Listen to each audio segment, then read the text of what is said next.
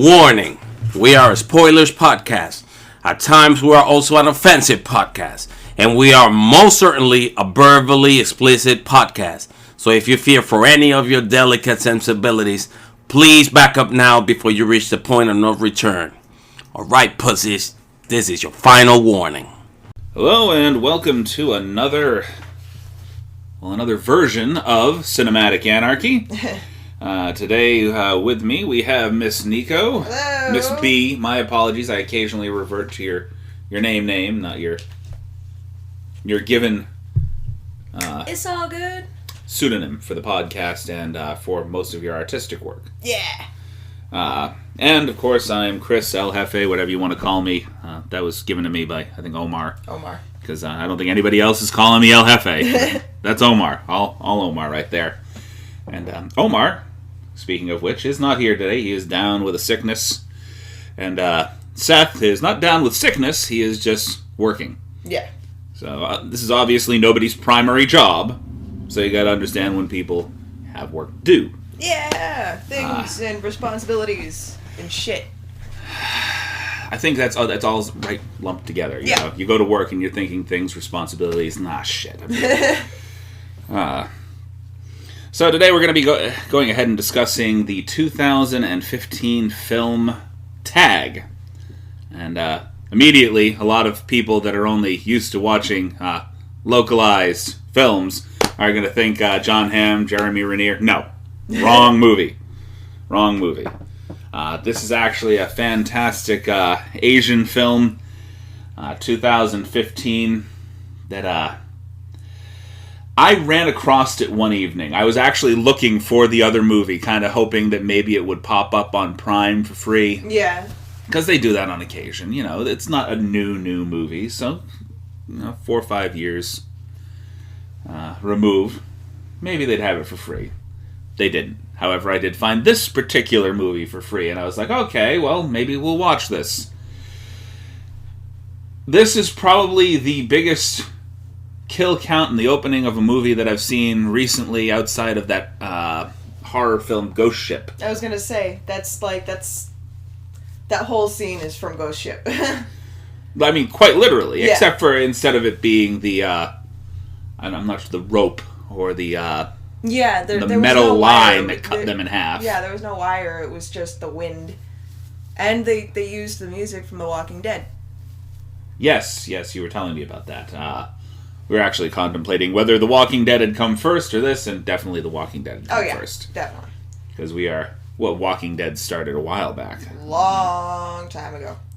Long time ago.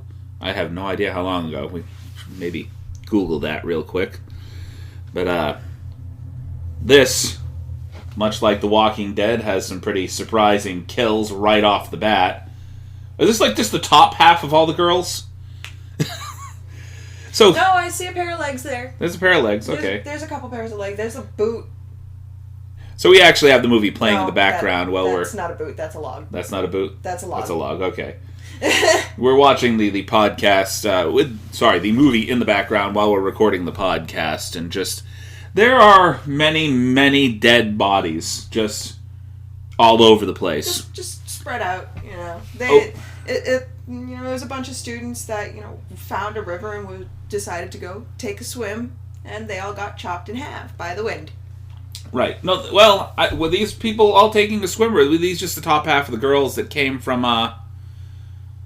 from the bus? They're not on the road. I guess not.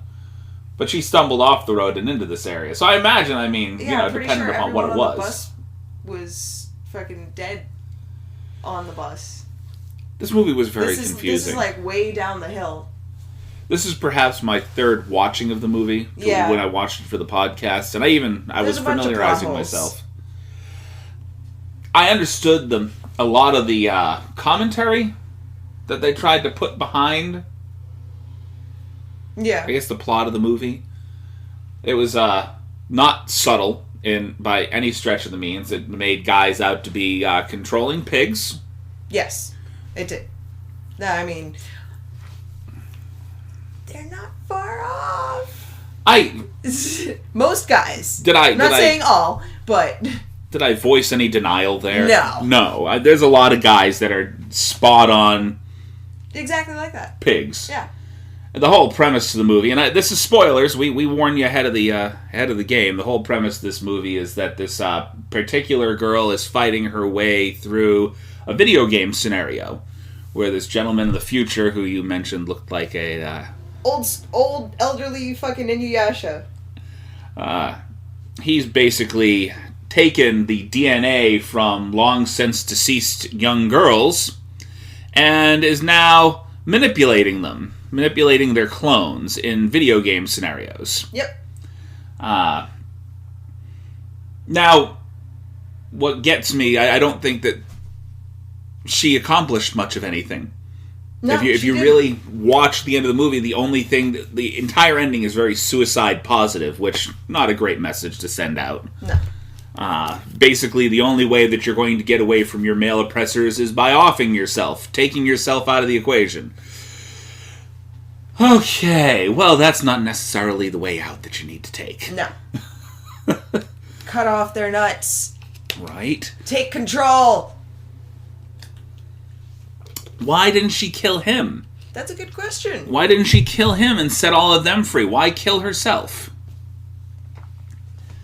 So yeah, that obviously left a lot of questions at the end. There's a whole bunch of like plot holes and questions unanswered. I feel this deserves a sequel. Yeah. Like, what happens after? She runs off into the open snow, which wasn't really explained all that well. There's like 2 snow scenarios nearing the end of the movie. Yeah. Surrounding this dude's lair.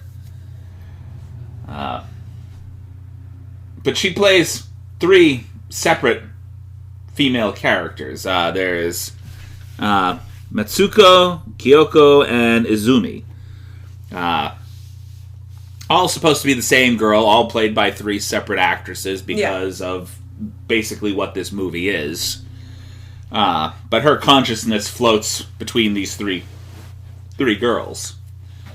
The first girl being the atypical Asian film schoolgirl, which there seems to be a very heavy focus on schoolgirls in the Asian culture. I don't know why. I was gonna say the exact same fucking thing. Like, the amount of upskirt fucking shots they have in this fucking movie is uncomfortable. I wasn't even paying attention to that, to be honest with you. Yeah. I was waiting for the next kill. Like, this whole part right here, after the whole opening bus scene, I was expecting there to just be more. And there's so much, I don't even know there's so much plot between point A and point B, and then it picks up literally halfway through the movie and doesn't stop until the end. Yeah. So, like, the first 45 minutes of the movie are between the first set of kills and the classroom scene where there's the 2 teachers break out machine guns for whatever fucking reason. Yeah, like, there's nothing really explained. There's no fucking, like, heads up into the storyline of the next part of the video game. Well, you don't realize you're in a video game until, you see the old fucking Inuyasha playing the video game, yeah. Like, I thought this was, I don't know how much sci-fi you actually read. I don't really read much anymore. I fucking should, but I don't, because I'm a slacker. So we all get to have a little bit of a giggle here. I read a series of books called the Eternal Champion series by a wonderful sci-fi author whose name is Michael Moorcock. Okay. That's my little giggle right there, because I'm a 13-year-old in my head, and I hear the word cock, and all of a sudden I'm like, that was... So... I don't know. I don't know how I feel about that little chuckle. I don't know. It's just words that make me giggle. I don't know why. Oh, my hip. And there is our first groan of pain from... we knew that was going to happen. Yep. We are both in pain today. And mine is natural. Hers is well, technically natural, but not something that's avoidable. I could have avoided it. You can't avoid it, unfortunately. Yeah, no. You can medicate it. You just can't avoid it. No, can't avoid it. This fucking weather sucks. But anyway, the whole premise to the Eternal Champion series was literally, it's like the same guy whose consciousness is streamed through several different realities, and he's a different person in each reality. And it's like every time he goes to sleep, he lives like an entire lifetime in his dreams. And it crossed over several books, and I didn't get to read all of them, unfortunately. So I didn't know if maybe there was another explanation, like I missed something. Because you do, when you don't read the entirety of a series, you know. You leave off halfway through it, and it's like, oh, you didn't read to the end. You know, kind of like the folks that created the Scott Pilgrim movie. Yeah. It's like, yes, this is definitely Scott Pilgrim. However, when you get to the end here, you fucked up. Because there's another book. You didn't read the last book. You created the movie before the last book was made. Did you reach out to the author and said, are you done? Can we make a movie now? No, they just had to do it. Well, that's what this kind of reminds me. Yeah. So, she didn't really grow a set until she became the bride. Yeah. She was just sort of whimpering and running away. Like, oh my god, this invisible thing is killing me. She didn't go at the two teachers, which probably good a good idea anyway. Yeah. You know, duck and hide. You know. I had a couple of teachers that I felt could have gone that way. Might have snapped in the middle of... Now, I went to an agricultural school, so they're not going to do much more than snap and maybe trample you with a horse. I mean, my school's old fucking culinary teacher just got is going to court because of, like, a sexual assault case on a student. Sexual assault on a student. I mean, was this like an issue that he snapped, or had a feeling that he was this way? I mean, he was always a really angry fucking person. Like, that's half the reason I didn't take his class. Like, he was terrifying to be around. And, like, I don't know, I've never, like, seen him be, like, inappropriate with another student before. And, like, this was a male student. So, I don't know. I don't know if, like, there have been other cases where students just haven't come forward. I don't know, we gotta wait until the fucking court case to... It's possible.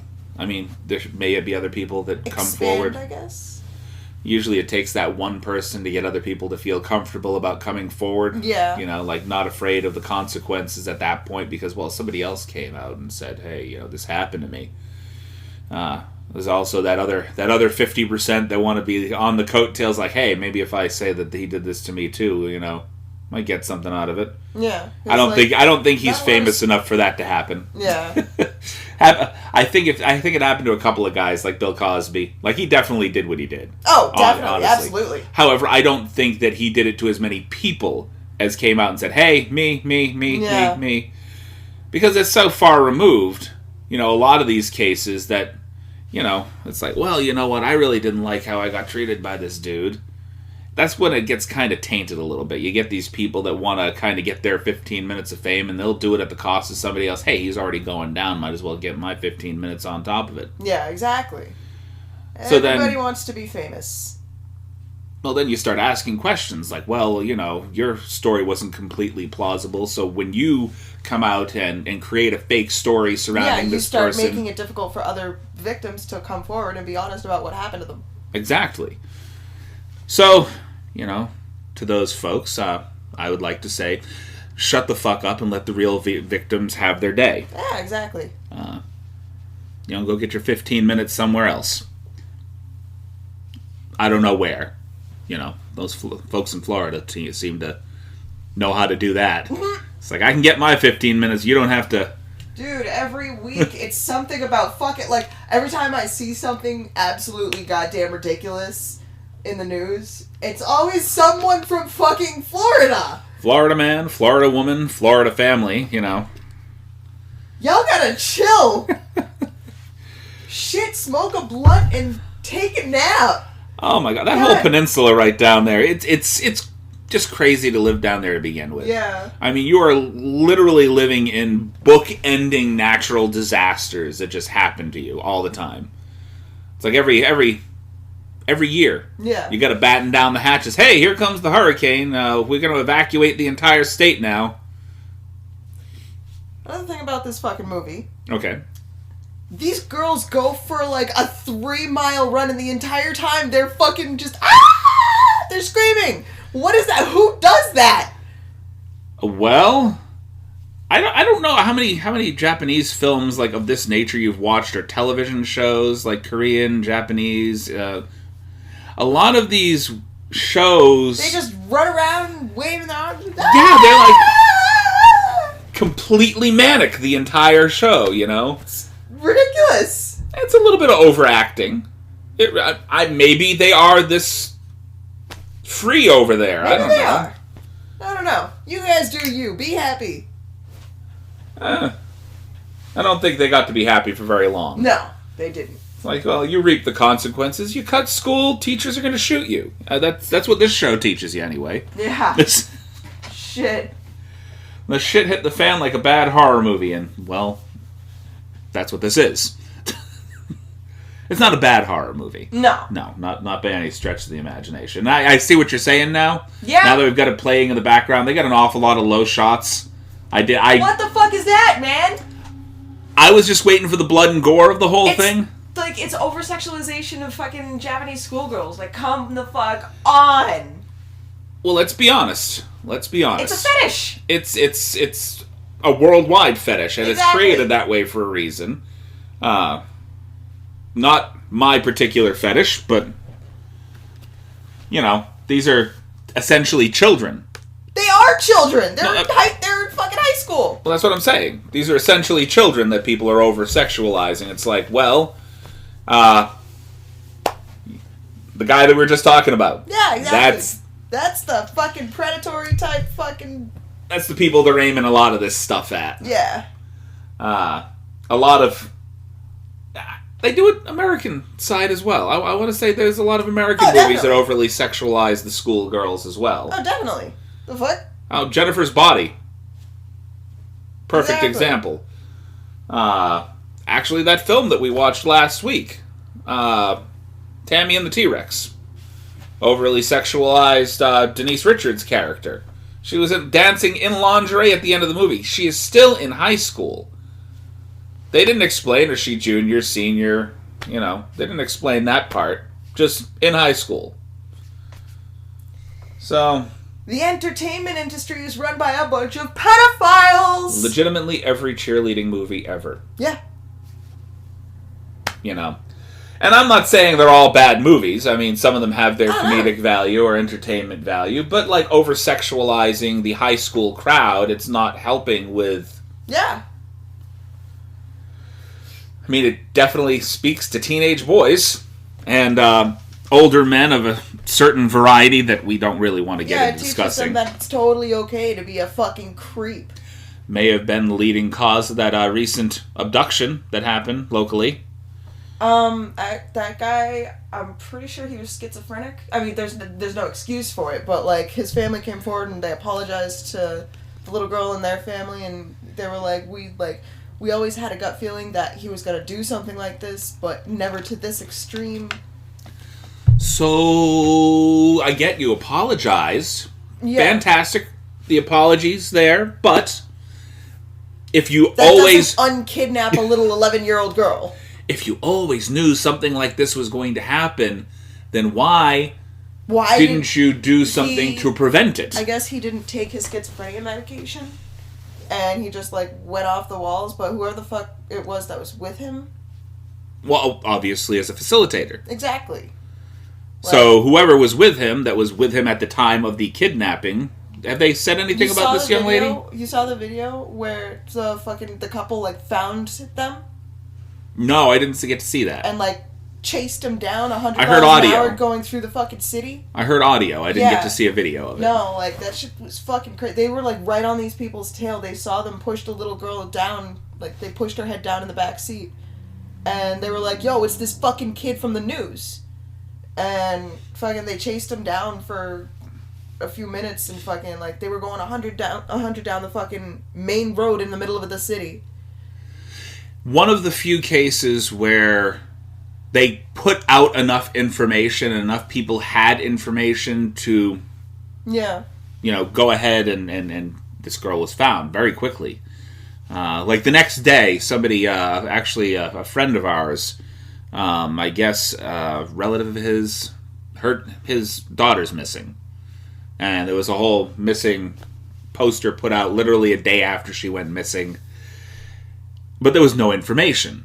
Yeah. Like, literally, last clothing this girl was seen wearing, we don't know. You know, it's like, take inventory of your children. I'm not saying stalk the living hell out of them. Honestly, both of my kids, they are gracious enough to leave the app. We have an app called 360. Yeah. So it gives you kind of a general idea of where they are at all times. And thankfully, they're both gracious enough to keep that running. You know, I don't cyber stalk them because they have that running. Yeah. You know, it's like, if they're still connected to that, I'm fairly certain, you know, let them do what they're going to do. However, if I say, hey, Alex, you're going out for a few hours and you're going to be back at this time? Yeah, we'll be back at this time. Okay, just tell me if you're going to be back later than that. Make sure to text me. Yeah. I had an evening where Serenity, my oldest, went out. She's pushing 21 soon. And she said, yeah, we'll be home at this time. And then something happened. And I guess she must not have charged her phone went off and the thing. That's when I got worried. Yeah. So there's a lot of shit that goes on out in the world. And it's like, hey, well, if you're going to be late, tell me. And she was like 4 hours late. But that was because they went and stopped and had dinner. And I felt so bad afterwards. It's like, I got really worried. It's like, hey, you know, well, you know, the phone died and we needed something to eat. And I didn't have the ability to charge it. And a lot of kids aren't like that. Yeah. You know, a lot of kids want their privacy, want to do whatever they need to do in private. And it's like, hopefully you've got a good enough rapport with your kids that you can sit down and make sure that, hey, I need to know where you are. Yeah. I don't necessarily need to know what you're doing, you know. If you want to tell me, fantastic. But there should be an open enough dialogue between parent and child that I at least know what you were wearing when you left the house this morning. Yeah, fucking... Oh my god. Like, with my mom, I was always the rebellious kid, I guess. Fucking, she was always trying to, like, get me to wear colorful clothing, and I was like, no, Mom, I'm goth! So I'm fucking, like, I would, like, leave the house wearing one outfit, and then I would take it off and have my fucking, like, goth shit underneath. I never had to do that. Not a lot of male kids have to do that. Yeah, no. My mom was, like, a little over the top with how I looked. Just like, it was the worst. I'm a peacock, you gotta let me fly! I can show you some old photos at some point. I was a raging fucking dork as a kid. As a kid, before I hit my teen years, and around 14 years old is when I started growing my hair out for the first time. And that is when I flipped the switch on my mom, and I'm like, I'm picking out my own fucking clothes. Because this is the last fucking year that you go out and buy me a pair of friggin' corduroy jeans. Not gonna happen. We're not doing this anymore. Oh my god. Oh my, she was buying me 1970s clothing way into the 90s. I'm like, what are we doing here? What are you trying to do to me? You can't give me brown corduroys and a plaid blue shirt and say, go to school. No.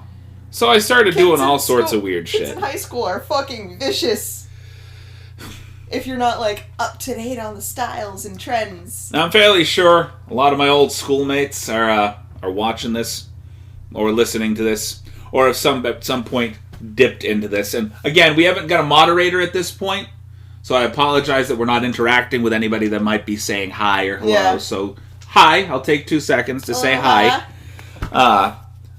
But I did not like people. Yeah. When I was in school. All the people that I had maybe 1 or 2 friends in school. All the friends that I had were outside of school. Because, in all honesty, the schools that I went to, both Georgetown and the agricultural school, the people sucked. They were really horrible. And I mean, some people were, you know, what they do online right now. Yes, I get being cyber stalked online is very difficult, but it is much more, this is just personally, it is much more difficult to deal with an entire school of people that are ridiculing you to your face. Yeah. And... Speaking of cyber stalking... Okay, go ahead. Guess who just I don't know if you saw the recent posts But do you know who Anarchy is? No. He's like a famous YouTuber. Yes, okay. I'm pretty sure he's like the I'm a Banana guy. Alright. Fucking called the cops on Chris Hansen. Really? Because Chris showed up to his house because fucking Onision's a goddamn pedophile, and oh my god! Imagine being such a shitty human being that Chris Hansen shows up at your house and you gotta call the cops to be like, yeah, so this known predator fucking exposer guy is like outside my house right now. Can you help me out? Like, bro, you're digging yourself so deep in this fucking hole. Seems like I need to read a little bit more. Yeah, no, he's going through this whole case because he like groomed a 14-year-old girl with his partner, and like they eventually moved her into their house, and like they were doing all this sexual shit with this kid when they were 16, and it's just fucked up. Yeah. Like they fucked with this kid's life completely, and like the kid came out and told their story, and fucking like they've got photo evidence of everything that happened with them, and now fucking I think his name is Greg Okay. Anisian. Now he's doing this whole fucking court case with this person, and fucking now he's trying to press charges on Chris Hansen for cyber stalking him. Yeah. And I'm like, bro, but if you weren't such a fucking pedophile, you wouldn't be dealing with Chris. Like, I mean, are you just really, really fucking stupid? You reap what you sow, honestly. Ha! Well, maybe he is that stupid. He thinks he's going to get away with it. You know? And now his Twitter profiles are all like, oh, you have to be 18 plus, rah, rah, rah. And I'm like, oh, that wasn't a problem a couple years ago, was it? You have to be 18 plus, unless you're DMing me, and then we don't really... Exactly. We don't have to tell anybody about that. No. He's still got thousands of supporters. I have, like, several threads of blame that I could throw out there. First of all, the parents of this fucking girl. You know, not for nothing. Where the fuck are they? Well, yeah, first of all, where are the parents? Obviously, you don't move a 14-year-old child into your home unless... I'm pretty sure she was 16 when she moved in with them. Okay. But they were still, like, exchanging sexual photos online and shit. Even still. You know. That's a child! It started at 14. Right? Yes? Yeah. No? Okay. I just want to make sure that I'm getting my facts straight here. It's, you know, first of all, like I said, where are the fucking parents? You know, you could draw a lot of lines of blame there. You know, hey, your parents definitely dropped the ball. Obviously, this dude's a sicko to begin with. Where are his fucking parents? Like, what the hell did you do to this fucking kid to turn him into this? I don't know if it was the parents that turned him into what he is. As hard as it is to get away with something like this, thanks to social media and stuff like Snapchat. Like, we need to talk about Kevin kind of situation. Where, like, the parents tried to be decent parents to the kid, and the kid just turned out to be fucking psychotic. There are always signs. Yeah. Always signs. Whether or not the parents choose to see that. That's the other... Anyway, that was the other two threads of blame. Not just parents, because, you know, parents can only take so much of the blame from that particular situation. I can turn out to be a shitty human being, and I can blame my parents all I want. But, when it comes right down to it, I'm the shitty human being. Exactly. You need to take responsibility for your own fucking shit. As fucking human beings, we have free will. We have the ability to make fucking choices. You are the one that chooses to do what you do. Yeah. You know, and in those rare circumstances where mentally you are not able to take care of yourself, yes, we can kind of say, hey, you might have a small out, go to a fucking psych ward. However, again, you still make the choices. Exactly. But I blame the way that society is currently, absolutely. is difficult for parents to take part in their children's lives now. Your average middle-class family, in some cases, have to work 2 jobs just to make things work. We're not a society where mom or dad could go out and one job sustains the fucking family. Yeah. And then one parent is always home to take care of the kids. This does not happen all that often anymore unless you are really fucking wealthy. Yeah, exactly. What happens now is you have 2 parents that are gone for 40 hours a week. If you're lucky, just 40 hours a week. Some parents have to hold down 2 jobs apiece.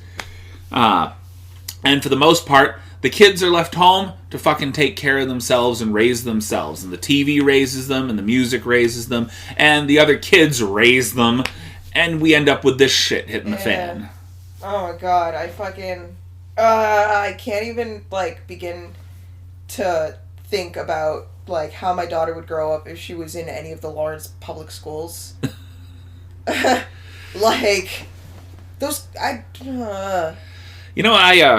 One kid didn't even get fucking expelled for cutting another student with a fucking razor at recess. This is...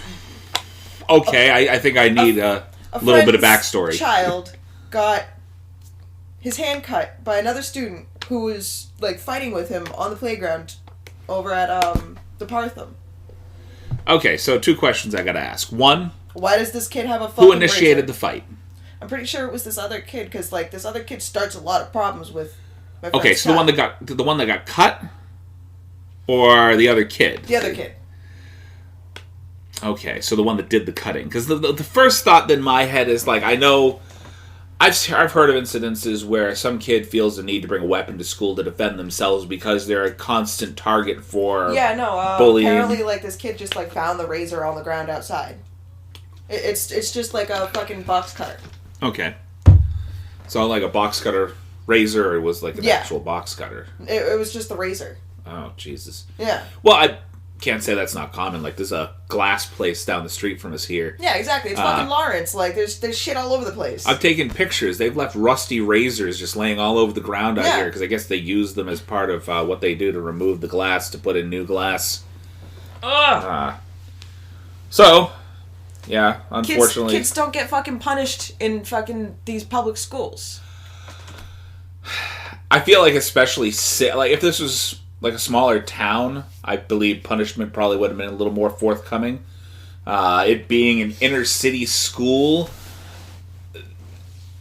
there are worse extremes than a child finding a razor on the school ground and cutting someone. I hate to say it. Yeah. There are a lot of things that are happening. They're probably okay, well, I get this happened, but if we expelled everybody that did shit like this, half the school would be gone. Yeah, but I don't even care if the kid got expelled, just some kind of suspension or detention or something. Oh god, put him in some sort of anger management therapy. Hey go. Dude, you cut somebody with a razor, we need to start from square one and say have a that's conversation fucking with not the right. parents at least. Damn.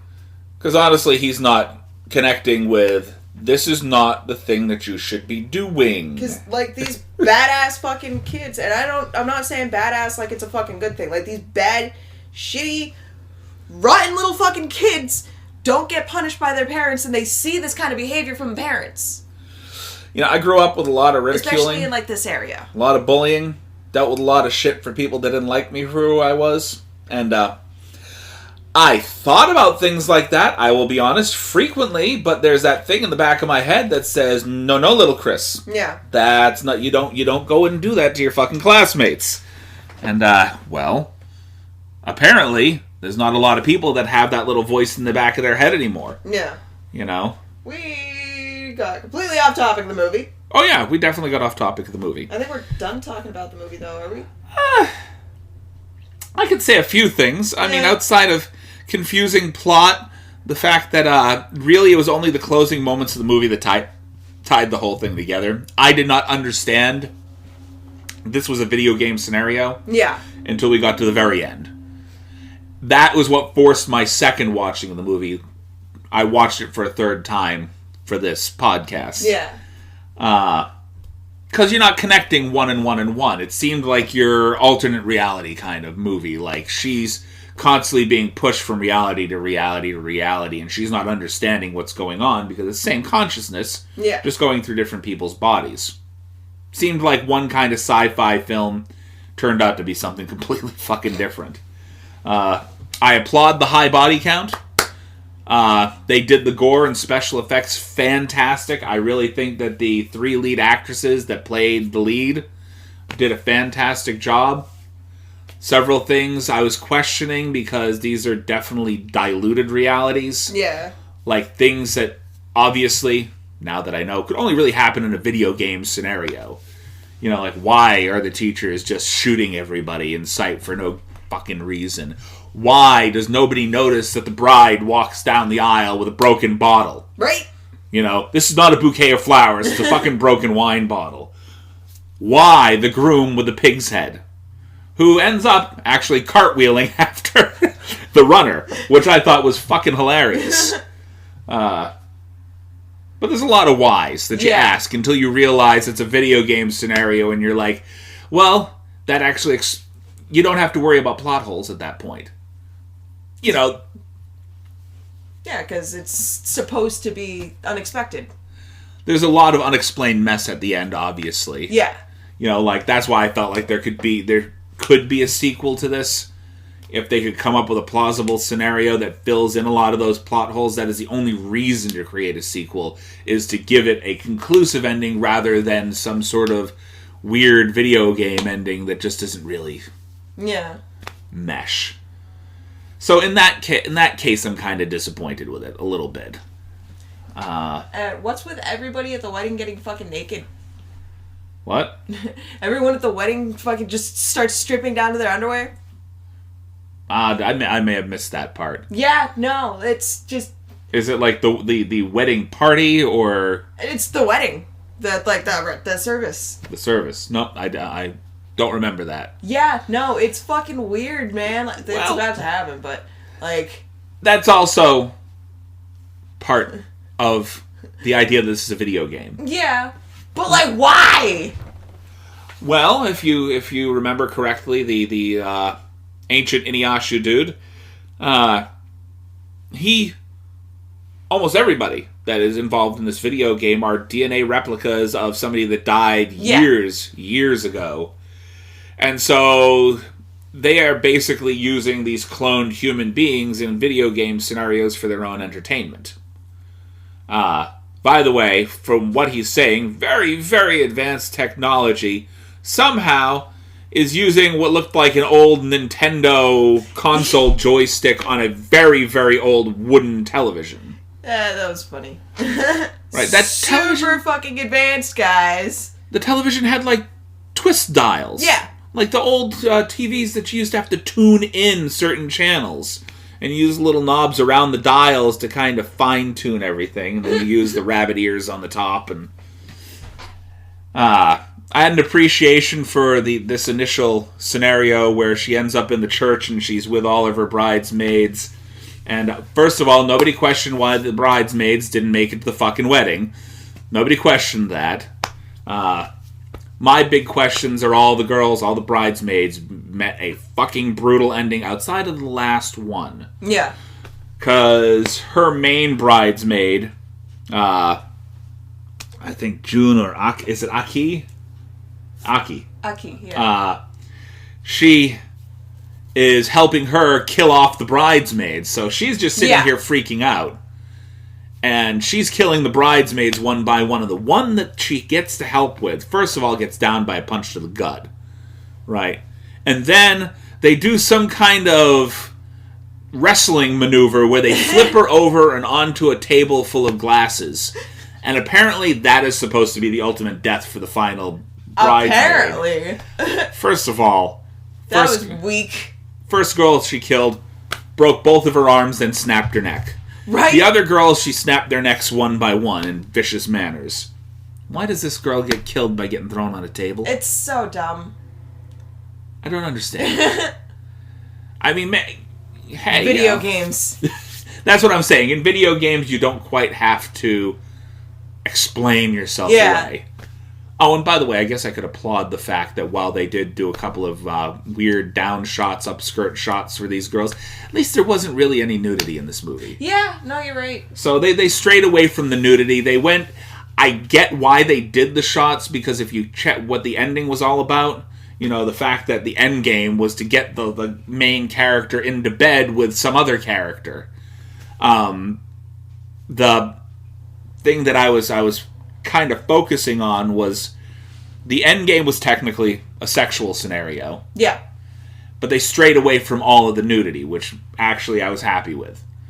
So the fact that they were kind of showing, as they did with the groom here, that guys are kind of pigs. Yeah. Even the game that this guy's playing, he's being a pig playing the fucking game, and even the game that he's playing portrays males as sort of fucking pigs. It's like, I got absolute control over you. But, the wedding scenario, I felt like she was marrying into a cult. It looks I really like did. Yeah. Like some cult of the swine or something. Oh yeah, that wasn't a neck snap either. That cop was lady. A rubber head bash. That cop lady got curb stomped pretty severely, without the curb, mind you. I love how her head started to like reinflate a little bit.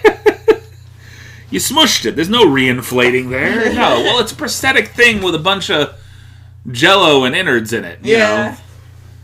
It was good for the practical effects. And not for nothing. A lot of these are practical effects that, honestly, the guys at Troma could go ahead and take a look at some of these practical effects. Yeah. The practical effects have gone downhill a little bit in the past few years.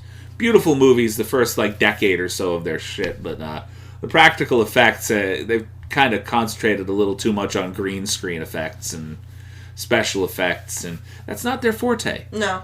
Keep it all practical. But yeah, around the wedding scenario is when our girl finally grows a set of balls and starts fighting back. Yeah. And enters the church with everybody cheering and a bouquet of broken wine glass. But yeah, that's pretty much all I've got to say about the movie. Do you have a favorite part or something that you really liked in the movie or something you really disliked? I don't know. I liked the movie. It was like, it's different. It makes you think. It makes you come up with your own questions about what the fuck is going on. Right. But there's a whole bunch of plot holes. Like the beginning sequence is pretty much my favorite part. Okay. Yeah, I mean, definitely a lot of plot holes. I feel like I said they were sewn together mildly. Yeah. It definitely didn't fill in plot holes, but if you put it into a scenario of this being a video game, that she's just kind of being thrown in scenario after scenario, there's video games out there that don't make much fucking sense. Yeah. You know, games that are out there just for the sensational gore or violence of the game, and then you're like, well, what was the meaning behind the game that I just played? Oh, there was no meaning. We were just having fun. That's the whole purpose. You don't need meaning. You need fun. And the organist in the church, by the way, it was the first giveaway that this was just really fucking weird. And then all of a sudden they just start attacking her left and right, drunk, throwing shit at her. But yeah, I digress. This is it was a twisted movie from beginning to end. It's interesting, that's for sure. See what I'm talking about? They're all getting fucking naked. Yep, I missed the naked part. I missed all the wedding party just stripping down to their underwear. Again, straight away from nude. Yeah, there's no actual full-on nudity. And there's my first tongue trip of the day. Hey, 43 minutes in. 43 minutes in, I finally trip on my tongue. Speaking of tongue. Yeah, I think maybe the wedding scenario was the most twisted. Yeah. The schoolgirl scenario in the beginning was definitely ultra-violent, but the wedding scenario was just weird and kind of warped. Yeah, it's just a bad dream. That I didn't quite understand the wedding scenario. Yeah, it's like a fucking fever dream. Really bad. Yeah. And then the running scenario, I didn't quite understand, but it wasn't quite as violent. Yeah. And it's sort of that whole running scene kind of led to her discovering this gentleman through her schoolmate. Yeah. June, I believe, basically begs her to destroy her, and the destruction of June is what leads her to the gateway to the future. Which apparently, the gateway to the future is the back end of a restaurant. I thought that was weird. Yeah, no, like this. I don't know. I would like to see a sequel to this. Also, it never really explained why there is the random people in fucking black coats. Well, those were the teachers in the beginning. Okay. Who then move into being the people that are pursuing them, like the main bad guys. Yeah.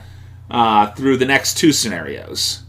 So it didn't really explain why they were the two bad guys, why they pursued them through each scenario. Other than maybe, hey, I didn't kill them off in the first scenario, so here we are.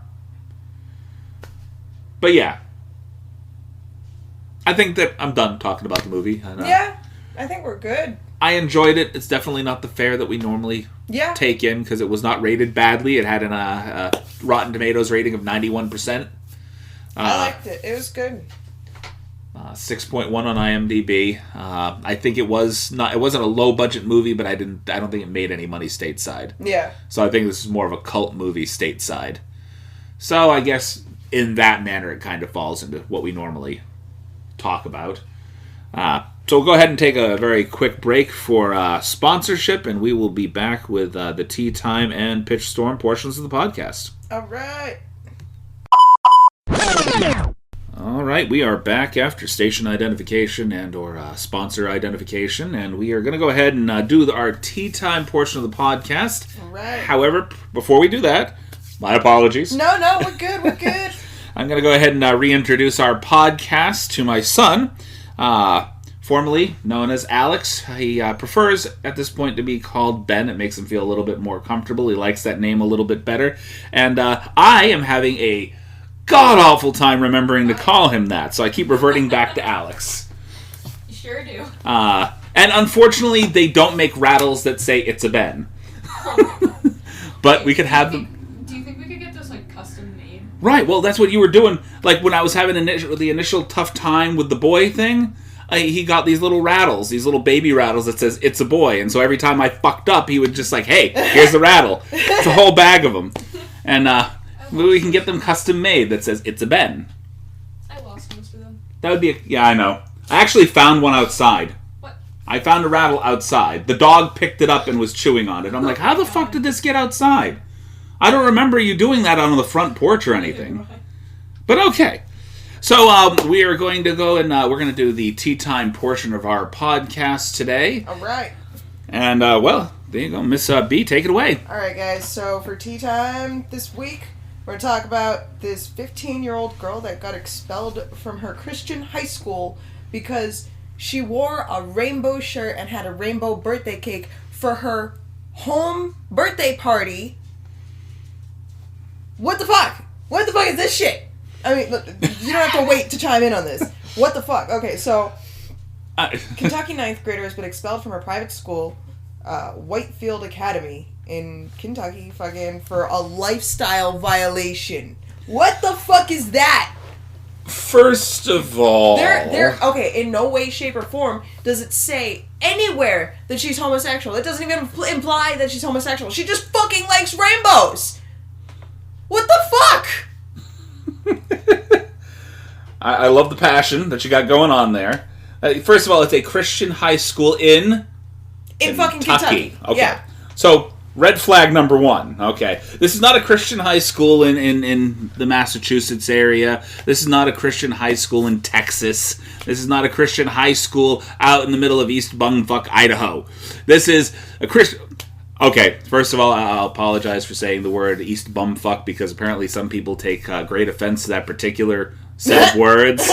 So, and considering the subject, I'm going to go and backtrack, and I'll at least apologize. I don't normally apologize for my foul fucking mouth, but my feelings on this subject are, first of all, I read a bit. I actually went through 8 articles last night on this particular thing. Everything from the Chicago Tribune over to the Boston Globe. They all did their own little rendition of this whole thing. And the Chicago Tribune one was the one that I liked the most because they actually reached out to a gentleman who is I want to say a youth pastor. He's actually preaching a version, and I have to say version because that's literally what a lot of this is. This is my version of Christianity, and this is your version of Christianity. It's all fucking stupid. I would understand the lifestyle violation part if the cake was shaped like, genitalia in some way, shape, or form. But it's a fucking rainbow! Come on! First of all, anybody that studies the Bible. Now, I'm talking about people that act Christians. Yeah. Any Christian would know if you go into the Bible is not depicted as anything that is gay. The Bible is actually depicted in the story of Noah. It's supposed to depict God's all-encompassing love of pretty much everything. Yeah. All colors, all creeds, I love everybody, basically. And the fact that any Christian, and especially people that are supposed to be educating the next level of Christians, the Christians of the future, to educate them to hate something which is supposed to mean unrequited love in the Bible, is actually a big old crock of bullshit. Let's see. It says her mother was contacted by email from Dr. Bruce Jacobson, who's the head of the academy. Doctor, apparently. Okay, continue. Said in the email that the picture of her sitting with her cake, smiling, there's nothing inappropriate about this picture whatsoever. That it demonstrates a posture of morality and cultural acceptance contrary to that of Whitefield Academy's beliefs. So they flat out just said that they're not accepting, even though Christianity itself is supposed to be accepting of all fucking people. Y'all are a bunch of fucking hypocrites! That gentleman, the one that we were talking about with the Chicago Tribune, even went on to say that he said that any Christian that would practice non-inclusivity. Basically, the kind of people that would sit there and damn a person based off of who they love, who they are, yada, yada, yada, is honestly not teaching the ways of Jesus or the Bible. Exactly. They're teaching hatred. And the school said... Any decent Christian would know that teaching hatred is not the way that you're supposed to go throughout life. You may not agree with other people's lifestyles, but teaching hatred to children at that level... unacceptable. She's been attending the school since she was in 6th grade. Yeah. The school said that... it's inaccurate to say that the student was expelled solely for the social media post, and then they go on to dig themselves further in their fucking grave, saying it's unfortunate that the parents chose to post internal family matters on social media, and we hope the former student is not adversely affected by what her parents chose to make public about her situation. First of all, what fucking parent do you know doesn't take a photo of their child on their child's birthday and post it to social media? What the fuck? Come on, guys. Well, maybe parents 15 years ago. It's not like this girl was fucking sporting a pussy on her fucking shirt. It's not like this girl was had a dick-shaped fucking cake. Come the fuck on! Oh, God! This is what I'm talking about. I'm sick of this Christianity cult bullshit. Let's be fair. It's not all Christians. It's not all Christians, but it's a good majority of you. There are. I'll be honest with you there. I want to say there are far fewer of the all-inclusive Christians that I have run across in my life than there are of the folks that will damn you at the first sign of something that they don't agree with. Yeah. I very rarely ran across the people that were looking to be all-inclusive, the ones that were literally looking to bring people in and just present an environment of love and non-judgment. It seems to be like that default that, hey, look, we are coming from a place of moral superiority, and so therefore we are allowed to pass judgment on you for who you are. Which brings us into the next part of our fucking tea time. Oh, okay. 10 evangelical people, fucking Christians, were arrested after killing 7 people during violent exorcism rituals in Panama. So, I touched upon that for a moment. I didn't really pay a lot of heed to what happened in Panama, only because of the fact that you're talking about... 6 of these people that were killed were children. Okay. Children! So this is definitely, like, I want to say a crimes against humanity kind of situation. Absolutely. Where we're talking about... You're talking about Christians in America, and you're talking about Christians from another country. Countries that, by nature, do not have accepting cultures. This is not Panama is not a place you go to. It's not like what we have in our country, where we literally have it in our constitution that basically all races, all creeds, all religions, everybody's welcome here. Yeah. However, in Panama, on the other hand, these other places that honestly our people have gone out, you know, whether it be basically the Catholics or the Christians, they've gone out and brought the Christian religion to other countries. They're doing exactly what I was saying earlier. This is our version of what Christianity is supposed to be, and if you do not basically abide to our way, or what do they call it, assimilate into our way, that we will off you. We will treat you like you are one of the devil. So you're not talking about, the God-fearing Christians of the United States. You're talking about these people who take things to the fucking extreme. Yep. Says... Prosecutors in Panama say they found corpses of 6 children and 1 adult in a clandestine burial pit where a sect had tortured indigenous people in exorcism rituals. Said the... Indigenous people? Yeah. So these are not even this is not part of society. These are people that are... These are people that are... tribal people. Yeah.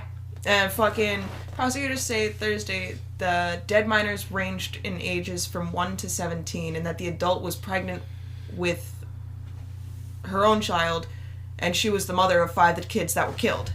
Okay. They found the corpses of 6 children, 1 adult, 1 from 17. According to reports, 10 lay preachers from the New Light of God Church were arrested accusing of staging violent and sometimes deadly exorcism rituals where indigenous people were asked to repent or die. That's more of that Christian fucking love, guys. That's not an exorcism. No. I understand that it was under the pretenses of an exorcism ritual, but when you add the whole repent or die thing, that's not an exorcism. You're trying to drive a demon out of somebody's body, not necessarily kill them. Yeah, no. All of these rituals were aimed at killing them. They didn't want them to repent. They didn't want fucking any of that. All they wanted to do was kill the people that fucking didn't know God. According to reports, members of the indigenous group had been tied up and beaten with wooden cudgels and Bibles in an effort to make the indigenous people convert and repent during exorcism rituals. The deranged Christians were literally bashing people with Bibles, killing them with Bibles. Okay.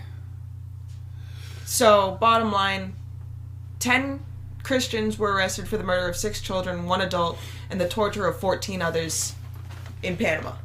I mean, in the same vein, you bring up a story like that. I don't want to muddy the story of this little girl that had this happen to her. Yeah. Because what happened to her and what happened to these people, and honestly, if you listen around Christmas time, there was an article that came out that something like 7 Christians in I don't remember what I don't know if it was Uganda or something, but they were Christians, and the Islamic State got a hold of them and beheaded 7 of them. So, this is just religious persecution in other countries. People of other religions, or the Christian religion, the Catholic religion. Catholics are known for it too. I never heard of a Buddhist slaughtering, honestly. No. That being said, you're talking about just countries from around the world who are not, I guess, religiously... inclined.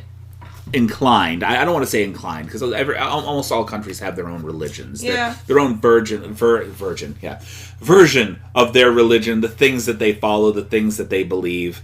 But you're talking about religious extremists. Yeah. You're talking about people that would murder.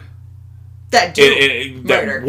That would murder in the name of God. This is not the religion we're talking about in this country.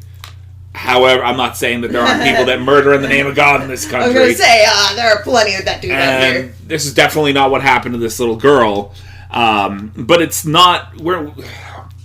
I feel like Christians as a whole are at a corner. Yeah, they're about to round the corner one way or the other. They're at this fork in the road, and it's like you're going to take the left hand turn, you're going to take the right hand turn. You're going to go, and you're going to allow your religion to be synonymous with basically hate of all things that are not necessarily of what you consider the norm. Or are you going to take that right hand turn and turn your religion into something that preaches unconditional love? Yeah. I get that your version of morality may not be what other people's version of morality is.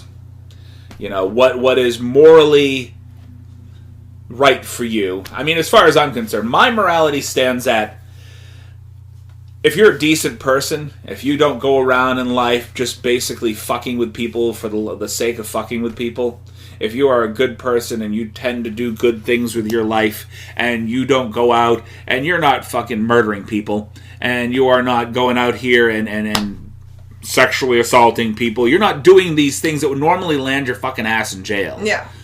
Then, as far as I'm concerned, I don't care. I don't give a shit who you love. If you can love whoever the hell you want. I might draw the line in animals, but you know, if you're marrying Bessie the cow, then I'm okay. Well, you can do whatever you want. Please do not include me. That is just fucking weird. I'm all set with that shit. I can be accepting of your choices in life and still feel it's fucking weird. Yeah. You know, I don't hate people because, hey, you love a guy or you love a girl or you happen to be a guy who wants to be a girl or be a girl who wants to be a guy who's also... It gets a little muddied up there. But whatever you want to be, whatever you want to do with your life, as long as you're a fucking decent person, then why would I give a shit? And why would your God give a shit? If you're practicing a religion that teaches hate... then maybe you're practicing your religion wrong. Exactly. Okay. All right, let's get into the pitch storm. Okay. I was into that. I forgot the fact that we had a pitch storm here. Did you have anything you wanted to say, Mr. Ben? Not at all. Ben doesn't want to say anything. Ben, Sorry. that was his when I talked to him earlier. I'm like, I want you here. I want you in the room when we talk about this. Well, why? I'm not going to fucking say anything. Well, because I'd like you in the room, like, just in case you have anything to say. But I don't want to say anything. Okay, well, come in the room anyway. Fine! And I'm going to go change first. And he was in the middle of playing a video game, and I dragged his ass in here. If you want to leave now, you're more than welcome to go play your game. I'm good. I want to hear the pitch storm. Okay, you hear the pitch storm. Okay. Oh, I see why you want to... You made... These were all red cards. Okay. So our first film to pitch, this is a weird one too. I don't. Why did you do this?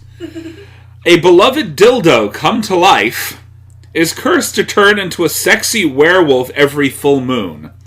And then this one says, you know what's really in right now? Found footage. Let's do that. So this is supposed to be a movie about a beloved dildo that turns into a sexy werewolf every full moon, and it's supposed to be done in the style of, like, the Blair Witch Project. Alright, I want the voice of Eddie Izzard. The voice of Eddie Izzard for the beloved dildo? Yep. Who plays the werewolf portion? That's a werewolf dildo, of all things. Like, where does the dildo begin and the werewolf... This is going to be a weird movie. Hey, Trauma, this has got you all over it. Yeah, right? This is like something Trauma would do. Yeah. So, low budget actors and actresses, but we can pitch high budget people because this is just a pitch. You know, we don't have to pay for the high budget people. You can get the freebies to do this. Yeah, man. But I like Eddie Izzard in there for whoever. Eddie Izzard as the, and I looked up some articles. I still haven't found anything about him changing into a woman. No, I don't know what happened there. I have no idea. I haven't seen anything from Eddie Izzard in years. I gotta actually look that up because was it you that brought it up last podcast or was it Omar? Here last week. You weren't here last week. Was it Seth then? Probably. I was sick. Did you give that to Omar? Is that why he's sick this week? I don't know. There's a good chance I was not doing well last week. Yeah, and I can actually hear Sugar. Sugar wants to be part of the pitch storm right now, but we're not going to let Sugar in as much as she's whimpering at the door because I know what'll happen, and Sugar will start jumping on people, and well, we're not having that today. Sorry, Sugar. Keep crying. I apologize. Okay, so Eddie Izzard as the voice of the dildo. Let's see. Sexy werewolf version of Eddie Izzard. We got I say RuPaul. If we're going with Eddie Izzard, I think that he should turn from Eddie Izzard into the RuPaul werewolf. Okay. Let's see. I don't know who else to populate this movie with. That's entertaining enough for me. I don't know what the plot line story of a beloved dildo coming to life. Who owns the dildo? There you go. Who owns the dildo? The Eddie Izzard speaking dildo. I mean, if you're going to have Eddie Izzard for the voice of the dildo, it has to be Anna Faris. Anna Faris. I could see that. I was thinking somebody that played off Eddie Izzard once before. Uma Thurman. That would work too. She played off of him in My Super Ex-Girlfriend. Yeah. Because you have to... We're talking about, quote, a beloved dildo. Which to me says, whoever this woman is does not have anybody else in her life. So it has to be sort of a sad sack. Somebody that can play a sad sack really well. I think both of them can do that. Because I've seen Uma Thurman play the sad sack before, and I've seen Anna Faris do the sad sack. So it's really a toss-up. Though if we're doing this for sheer comedic value, I think you're probably spot on. Anna Faris would probably be better if we're doing it comedically. And she's done a couple of things that felt like found footage type movies. She actually did like a parody, I think, of one of those haunted house movies. Okay. Like, it was not Paranormal Activity, but it was like... Yeah, I've seen a couple of those parodies. It was definitely not Paranormal Whacktivity, which was weird. But they have like a few parodies. I think she was involved in one. Okay, so we get Anna Faris as the owner of the beloved dildo played by Eddie Izzard, who eventually turns into a werewolf played by RuPaul. Okay. Every full moon. I'm trying to picture how you would flesh that out. Like the full moon happens and she's using the dildo or something. And then it turns into RuPaul, which gets real fucking weird. I don't even know. Like, that's just the whole plot is so weird. This plot brought to you by the cards drawn by Ben. Thank you, Ben. I had him draw the stuff out of the deck today. This is just random drawings. He wasn't even looking. I mean, it's always random drawings. I've seen you look. Yeah, I don't look for the words. I look for the color. You're like, I want something weird, so we're going to go weird. The white cards aren't always weird. No. Matter of fact, a lot of the white cards have to do with actual movies, I think. Yeah. All right. So I don't even know how to build a plot around a vibrator that turns into a werewolf. What does a werewolf go on a weird killing rampage that's kind of a little sexual? Because it is a dildo, a sentient dildo. Yeah, so it would have to be revolved around something sexual in some way, shape, or form. I'm trying to picture, how does the dildo turn into a werewolf to begin with? It's cursed to become a werewolf, so usually you get the werewolf curse if, a werewolf, depending upon the movie you watch, either bites you or scratches you. So she would have had to have interacted with a not a vibrator, but a werewolf. Like, maybe it's a former werewolf's vibrator? Maybe. That's a good chance. So that's how, she gets a secondhand vibrator, which is weird. Why would anyone do that, though? That's so gross. Well, we could make this version of Anna Faris sort of like white trash. Picks up what she thinks is a new dildo at a flea market. Turns out it's a pre-used dildo, and oh my god, who would buy a dildo from a flea market? I used to work at a flea market down in Georgia, and you'd be surprised. I would. I wasn't selling used dildos down at the flea market, but I'm fairly sure a lot of the ones they were selling there were not new. Oh god, that's so gross. Yeah, it's gross. It is definitely gross. That is disgusting. But that being said, we're going white trash trailer park. Woman that buys what she thought was a new dildo from a flea market, turns out it's an old dildo that was returned by a werewolf. Okay. Whoever this werewolf is gets to be it's a cameo. So this is just a very brief cameo, like in a flashback or something during the movie. Chris Pratt. Yeah. Platt. Okay, so apparently Chris Pratt used the dildo on himself. Yep. Okay. He seems like the kind of person who would. Sorry, Chris, but okay, so you're that person. Christopher Pratt gets to be the butt sex werewolf. Okay. That used the dildo on himself and says, "You know what? This didn't work." He figured, like if I clean it up enough, I can bring it back, return it, put it back in its package. Yeah. This came in a box with some styrofoam, kind of like my microphone. It was in styrofoam, was kind of packed in there, and we'll return it. No. It doesn't work for me. I don't want this. Okay. Did you use this, sir? No, I didn't use this. Smells like shit. Did you use this, sir? No. Okay, we'll take it back. It's a flea market. Yeah. What kind of return policy does a fucking flea market have? I don't fucking know. None of this is in reality anyway. I don't think they have a return policy. I don't think they're supposed to return anything. A butt sex dildo that is sold to Anna Faris that turns into a werewolf. We're just flying by the seat of our pants here. Again, Trauma, this is right up your alley. You need to buy this. Or, this is Trauma. I don't think they buy much. People just give them things and say, here, do this. Alright. So, where does this end up? I mean, does the vibrator werewolf go on a killing rampage and she has to take down her beloved vibrator? And I would say that it goes on a killing rampage, but only at fucking, like, whorehouses and brothels. Okay. I was trying to hunt down its former owner. Yeah.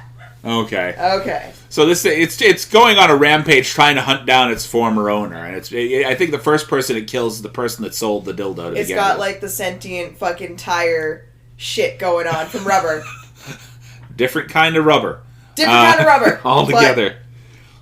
Same concept. Oh, well, the tire from rubber should make a cameo in the movie. Absolutely. Right? That makes sense. I mean, it came back as a tricycle. What if the tire from rubber actually got recycled into a dildo?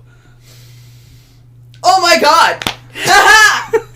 Okay, so it's got fucking telekinetic powers that make people's heads blow up. It's a weird... it's already a werewolf dildo. You might as well give it telekinetic powers at the same time. Why not? Feel free. Well, just go right off the rails with this. We don't have to make any of this based in reality whatsoever. It just needs to be so weird that people go in to watch the movie and go, what the fuck did I just watch? Endgame. Which, again, Trauma. I've watched several movies from them that I just went, what the fuck? You've actually watched a couple with us.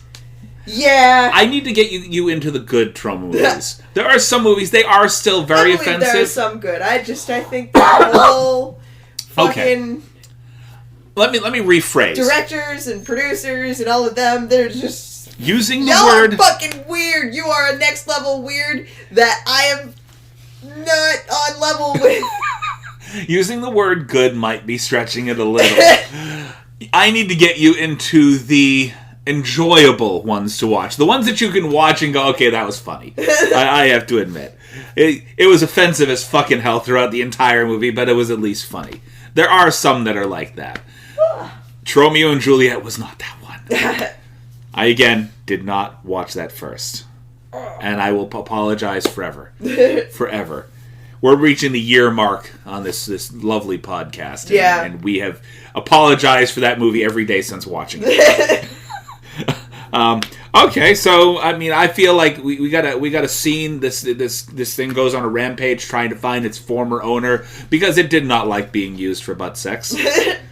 I don't appreciate that. You didn't wash me properly. You didn't use me properly. It's just offended by the misuse. Not that the butt sex is misuse. It was just the fact that he didn't clean up properly afterwards. I say that Anna Faris ends up destroying the dildo, but it does the whole, like, reincarnation that the tire does into, say, like, a sex doll or a fucking, like, sex swing or some shit. I say, like, no, so it is a werewolf. Anal right? beads. I say it is a werewolf. We say it's a werewolf, right? I'm picturing first of all, a confrontation between the RuPaul werewolf it comes back and Chris as a furry Pratt. costume. There you go. There Perfect. we go. Because, I mean, it being a werewolf. Now, I feel like it gets recycled into, like, some of the parts for the furry costume. Like, it dies as a werewolf, and as you've seen in a couple of movies, the werewolf kind of reverts back to its original form. So I'm picturing, like, her initially cradling, this is her beloved dildo.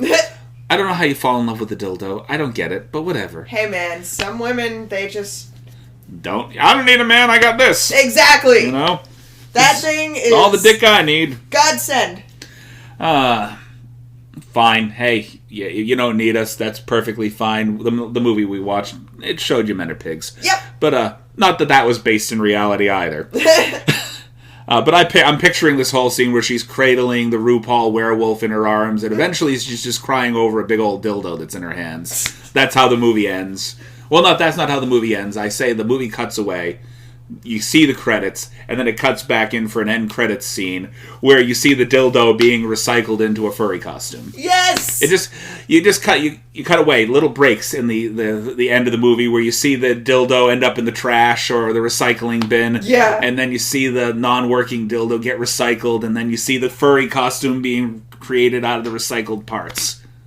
I like it. What part of the furry costume? Well, I mean, there's plastic parts on different furry costumes. It could be the nose, the eye parts, you know. In all honesty, the fur on a lot of furry costumes is synthetic. Some of it's plastic. Yeah. It's like not all plastic, but I don't know what you call it, like a I don't even know, man. polyester. Yeah. It's a synthetic fabric, which can be based out of different types of plastic. Yeah. And we've made a super weird scenario into an even weirder fucking movie. And let's see what you created for the second one here. Okay, this is a long one because he had to use 3 cards. Okay, so it's the wizard goes down here. Okay, the high school's hottest mathlete. Okay. Falls madly in love with an old wizard in need of an apprentice. And then the notes say, what if every character was a hitman? Okay, so we got some Mr. and Mrs. Smith shit going on. I feel like Manchurian Candidate, like a word is whispered into somebody's ear that was... Or, I don't know if you've seen that movie... Like sleeper agents? They're all sleeper agents, yeah. Basically. They've all been trained as hitmen, but none of them know it. Yeah. You know, they just get triggered by a word. Somebody calls them on the cell phone, says a word, they're the hitman, you know? Yeah. Including the old wizard. So everybody is a hitman in this movie. So, high school's hottest mathletes. We need somebody intelligent, but also hot.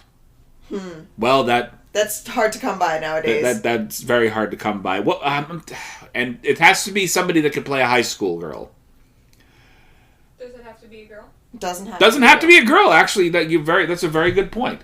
Does not have to be a girl. Character, like the only actor I've ever seen who was a genuinely good actor as a high school student was Alex Wolff in Hereditary.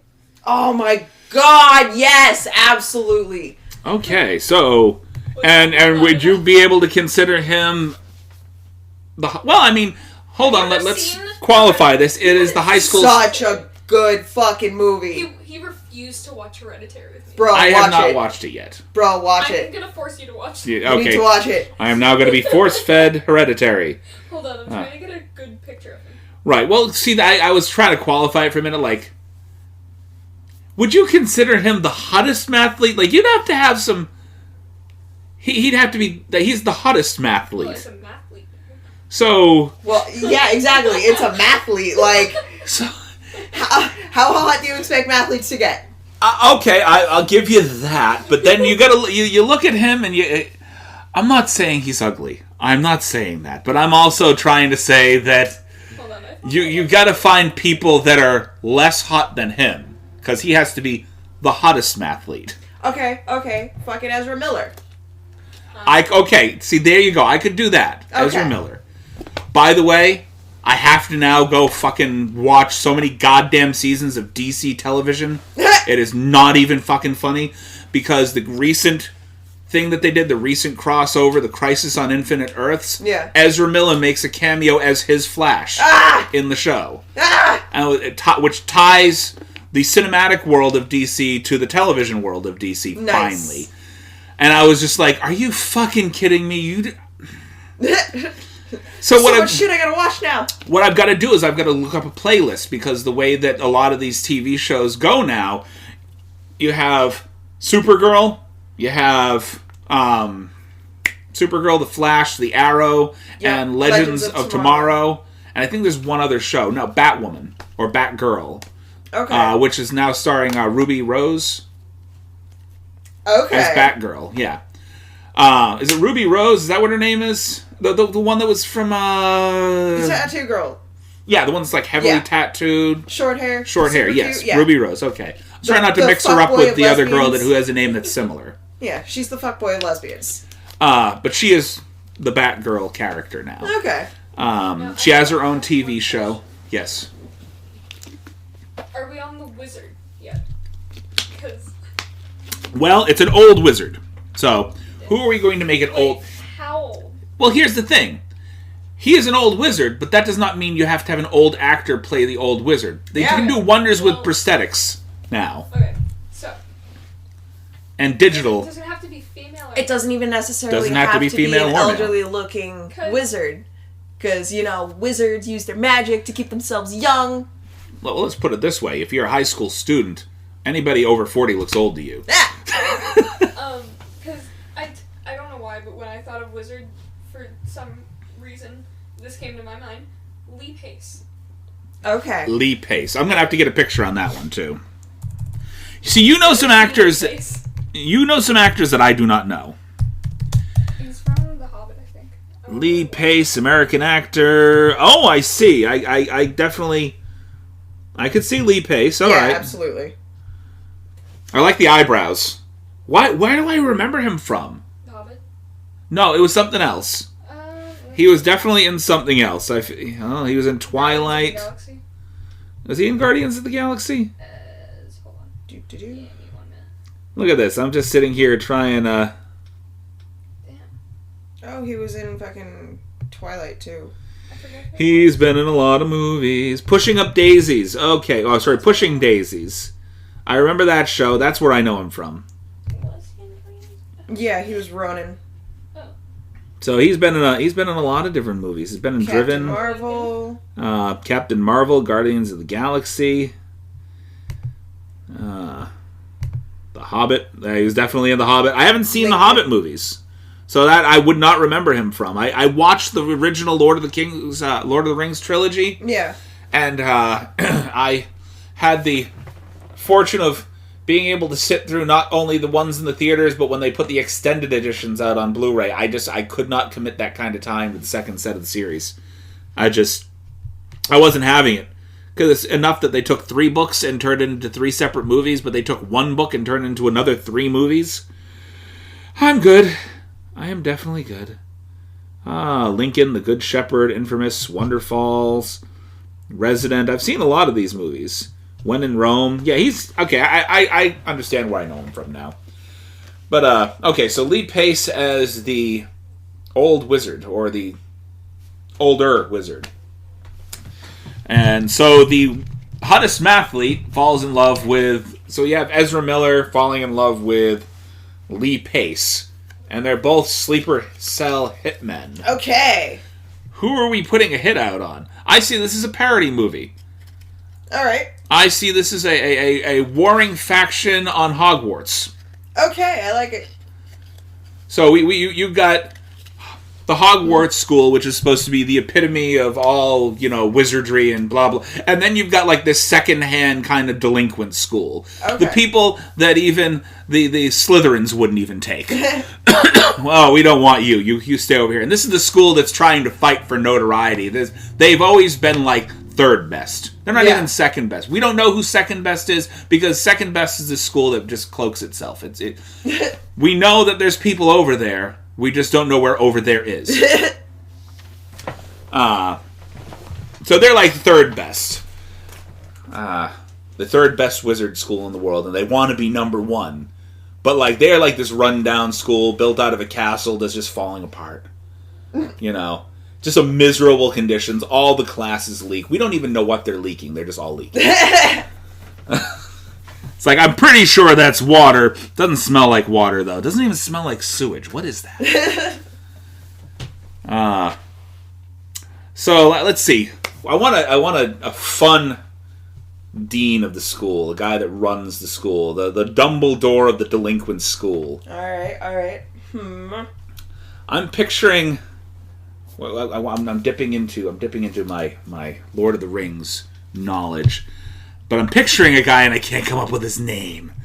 Is it Russell Davies? I think that's what his name is. He's the guy that played the dwarf in the Lord of the Rings trilogy. I don't remember his full name. I want to say Russell... But it's probably not... No, that is not the guy that I'm thinking of. No. This is going to bother me. 1 sec. I got you. Hold up. You got me? You're you. Googling for me? The Google. I'm just looking up Dwarf Lord of the Rings.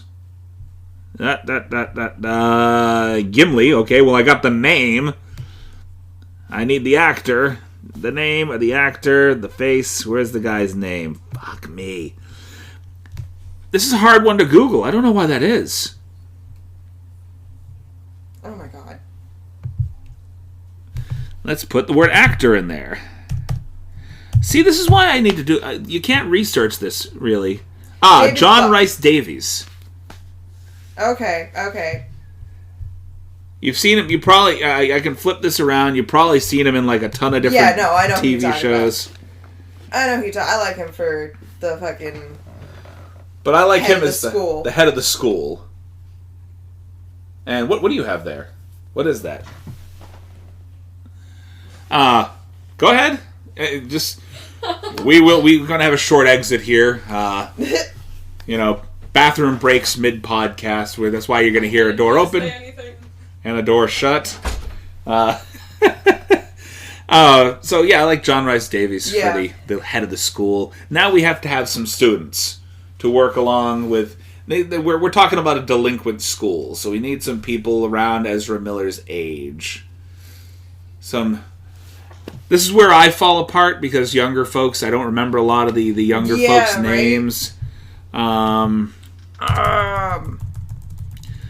What you gotta do, you gotta poach Disney for weird shit. Yeah, right?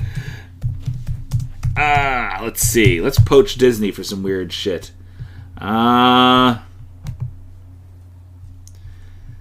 Teen actresses from Disney TV shows. That's not what we're looking for here. Do. Things and words and shit. So, I can see a lot of people kind of working in the school there. Problem is that Put like Margot a lot of Robbie in as one of the fucking teachers. Right? She could play a crazy fucking... I want to say, like, the chemistry teacher. Just fucking crazy, blowing up random shit. Just... mind you, all of their stuff has a magical tinge to it. So even their reading, the English classes, it's all about learning their skill. And like I said, these are people that are rejected by other wizard schools. Like, if you get rejected by number 1 and number 2, you end up with number 3. If you want to be a wizard, this is the only place that you can go. And they're used to dealing with people that just cannot handle their craft. Yeah. These are like the ADHD of students. Like I said, I don't have a lot of young people in my head just because I don't know the name of all the young actors and actresses and people that can... Right, like... Fucking, I know so much about so many things, but when you ask me what I know, I don't know anything. I like some of the kids from Stranger Things. I like. Yeah, but aren't they like? Finn. Wouldn't they be like a little too young for this like age group? Well, we're talking about a wizard school. Yeah. So I don't know. I mean, I don't think Finn Wolfhard is actually getting up there in age. I think. True. I think he's like 16 now. Actually. Yeah, I mean, he would be in high school. Most of these kids would be in high school at this point. I get that they play younger look at them kids. As they're like little kids in middle school. He was in. Was he in It? Yeah. Yeah, he played Richie in it, right? Yeah, and he's in another movie that's coming out soon. That looks really interesting. He's been in several different movies lately. I actually watched him in a Ween video yesterday. Ween's version of "Take on Me." It had his old band as a focus for that particular music video. Yeah, I'm not like Debbie. Is it Debbie Reynolds or is it Debbie Ryan? Debbie Ryan. Debbie Ryan still looks young enough that she could play a teenage. Yeah, absolutely. Even though she's like in her 20s now. But I don't know. I mean, it is a goofy movie. I guess I could see her playing something seriously goofy. Yeah. You can throw Luna Lovegood in there. I'd like to see the oldest son from Wizards of Waverly Place. Okay. In there. Name escapes me. I can remember his face worth the life of me. I think Guy got fired off the show for getting tattoos or something. But I could. Okay, so David Henry. David Henry. Okay, I remember the day. I knew it was David. Couldn't remember the last name. This kid, right? Yeah. Yeah. All right. He could still kind of play. He still looks young enough. He could still play a teenager there. Yeah, definitely. You could probably throw one of the Jonas Brothers in there. Throw all of them in there. Shit. I want to say Nick probably is more believable as a teenager than the other two would be because he's the youngest, isn't he? Yeah, he is. Oh no, they have another younger brother. Well, the youngest of the ones that are actively singing. Everyone forgets about the youngest Jonas. I know. Well, he was in their TV show. Yeah, but he's not one of the singers. He wasn't. No. He wasn't. I think he played their like manager or something or their agent in the show, didn't he? I honestly never watched it. I've got two young ladies. They're a bit younger than you. Yeah. So I watched it. Yeah, no, not I didn't always get to watch willingly. It, but I also didn't have cable for the longest time, so. Yeah, see, this is where I fall apart. I can get people like in their mid-20s and up, but it's like when you start asking me the names of like really the young actors, the ones that are still in their teens. My son, possibly even my daughter, could come up with names left and right, but I think maybe I need to get back into studying the names of the actors and actresses. Me too, most definitely. Especially if I'm gonna keep doing this. I can put out a pitch with no problem. I just maybe need to stray away from tagging actual people with it. Yeah. So yeah, I like the idea of like just doing an entire, because there's a love story between the teenage mathlete and like his wizard apprentice. So he is the apprentice of the wizard. So what is this, math-based wizardry? Is this what we're getting at here? I guess so. Like yeah. algebra? Oh my god. I don't know. I don't even know where to go with this. Yeah, see, that's weird because we just came up with a movie for Ascension Dildo that turns into Right? a werewolf, but this stumps us. I think the other one just drained all of our mental power. Okay, it's a goofy love story / parody movie about... Because, I mean, Dumbledore was supposed to be gay. Yeah. This one, actually, we're gonna make the Dumbledore from this movie gay. Literally. To the point that... Gay and in love with a student. I feel like you have some kind of like ghost parody where the apprentice is trying to teach the kid to use his wand. And Yeah. Oh my god. they play Unchained Melody in the background weirdly. You got a weird but shirtless Ezra Miller. It gets uncomfortable in some points. You're just like, what the fuck's going on? Oh, you just missed the weird and shirtless Ezra Miller. Shit. We're talking about the love scene between Ezra Miller and what was that guy's name again? Lee Pace. Lee Pace. And we're talking about Lee Pace doing this sort of like ghost parody, the scene where you've never seen the movie, but you've probably seen them parodying it different things where the Patrick Swayze gets up behind Demi Moore and they're supposed to be making a clay pot together. But in this particular case, it's Lee Pace coming up behind a shirtless Ezra Miller trying to teach him to use his wand. I've never seen that. And they play Unchained Melody in the background. That, oh my love. You know, it gets a little weird. And we're trying to add other, like, teenage actors and actresses, but, like, we were both realizing that we are not steeped in current teenagers. We got Finn Wolfhard, that's about it. And, like, David Henry from the original Wizards of Waverly Place. And we were even saying we could throw Debbie Reynolds in there, but, I mean, I don't know how. Debbie Ryan. Debbie Ryan. Debbie Reynolds is the older lady. We could Yep. put Debbie Reynolds. No, Debbie Reynolds passed away. Yeah. So... We could use her ghost, though. Hologram. We could use a hologram. Well, you could do what they do with some other movies. Now they're trying to figure out how to... somebody passes away mid-movie or something like that. Digitally They've actually... recreate that person. digitally recreate them and get them in the movie from things that happened in other movies they were in. Yeah. First of all, how fucking creepy is that? That's terrifying. Oh, you're dead? South Park called it, though. It's like, you're dead? Well, that doesn't matter anymore. It's fine that you're dead, because we can create you... And make you do whatever we want. Right. Yeah, I don't like that. I don't like that either. That means we may not be watching actors and actresses at a certain point. They just may be creating movies without human beings in them. Yeah. So, hey... Get the whole fucking, oh my god, what was it? Beowulf. That was... Everything was CGI. Yeah, they had that CGI version of... what was it? Final Fantasy that looked like so realistic. Yeah.